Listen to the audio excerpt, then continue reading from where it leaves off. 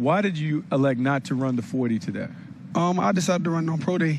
I don't want to show it out here. They've been talking about receiving and stuff like that, so I didn't feel I should do it. And thinking about the wide receiver thing, how do you feel about when people propose that to you? Do you feel like that's disrespectful to what you've been able to accomplish as a quarterback in college? Absolutely. It's a lot of quarterbacks who was able to do have my ability, make people miss, but they never labeled them as a wide receiver. So I feel I should have a chance at quarterback.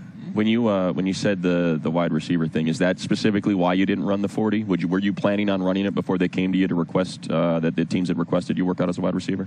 At first I was gonna run, as a quarterback, but they were saying wide receiver, so I had to let them know, I'm just gonna throw today. What did that come up in any of the interviews?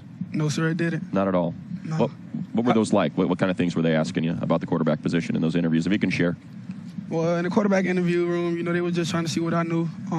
Why would I do certain plays? They were showing me a lot of film work on myself and just asking me, what I thought about it and stuff like that.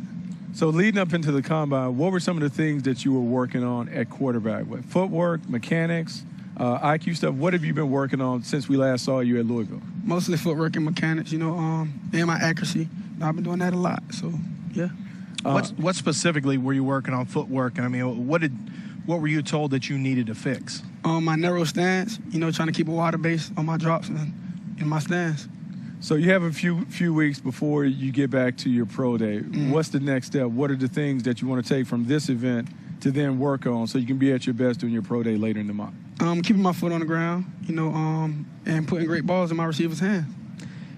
You said you would like to have some throws back when you first joined us there. Yeah. As we were watching you, one of the things that everybody, all the scouts had been mentioning was the inside routes and just how much better those routes looked. Did they ask you about that? Can you speak to that? And do you feel like you're getting better on those outside routes? I feel I am. I was seeing my guys, in pretty good positions as we went along today, so I think that was pretty good today. Lamar, when we go back and we look at you at Louisville, what would you say the strengths of your game? What are the things that you do really, really well as a quarterback? I feel placing the ball very well with my receivers, knowing my receivers, reading defense very well. Yes, sir. One of the things when I watch tape that I noticed with you, we know how electric you are as a runner. Yes, sir. But you got to get down. And I wondered if teams, you run past everyone, but you're not a slider. You're not afraid to take on contact and get the most yards you can for your team. Did teams talk to you about sliding and getting down and avoiding that contact in the physical NFL? Yeah, they were telling me, these guys are a lot bigger, physical, and, I got to protect myself. They would like to have me last 16 games instead of 10 games and end up injuring myself, so yeah.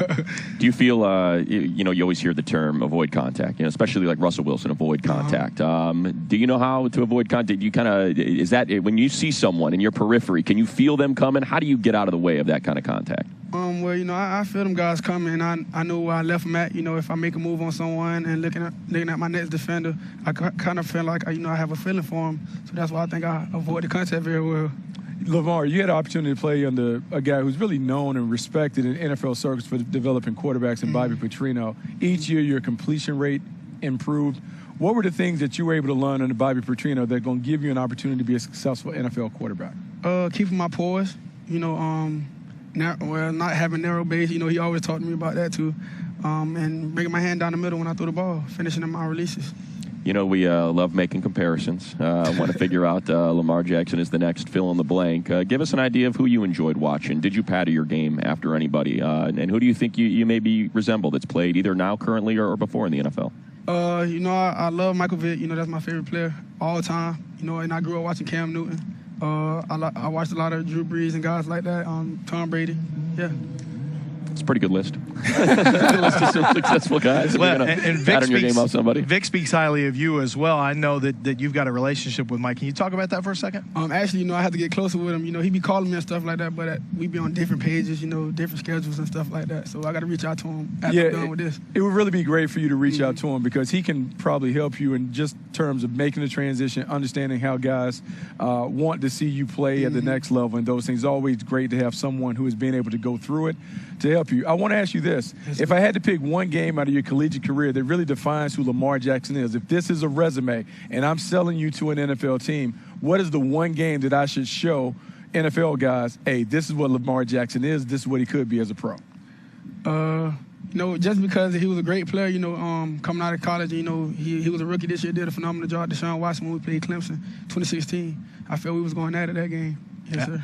That was a great game, and I thought it was defining for both of you guys. You got off to a bad start, yes, sir, and then you brought your team all the way back. Deshaun, he wasn't having a great game, and then he made that same transition and come back in the fourth quarter. So I thought that's a great game for you to mention. Yes, sir. Did any of the teams and the coaches in the interviews, Lamar, talk to you about the kind of offense that you would prefer to run? What kind of offense you think you would thrive in, or did they talk to you about maybe the different styles of offense that they prefer to run and how you might fit into those? Well, Coach Petrino had the Earhart offense, so I feel I can get in any offense and learn the system very well. I just need to, get the playbook and just do a lot of film on it. I fit anywhere. And thinking about that, there's been a lot of conversation about the offense and will you be able to kind of transition to an NFL offense. But now as I'm seeing teams run RPOs and some of the other stuff, did you guys do a lot of RPOs at Louisville? What kind of offense did you really run at Louisville? Well, we ran an air raid offense. We'll throw the ball, we'll get a shotgun, we'll get under center. We ran it all. All right, last thing. Sorry about that. Didn't mean to cut you off, Lamar. Last thing, though, since you didn't run the 40, but you were going to run it, you probably had a time in your head. What would you have run? Would you have been the number 1 40 today? Would you have beaten a 4.38 today? I probably would have matched it. I think I'd have run a 4.3 though. Okay. Yes, sir. There we go. We'll take that. Can you still go run? Come on. We just want to see it. We know you. There's a QB 17 number down there. Just go throw that QB 17 on. Let's see you line We're up. dying to see it. Congratulations on all the success, Lamar. We look forward to the pro day and walking through this whole process with you down the road.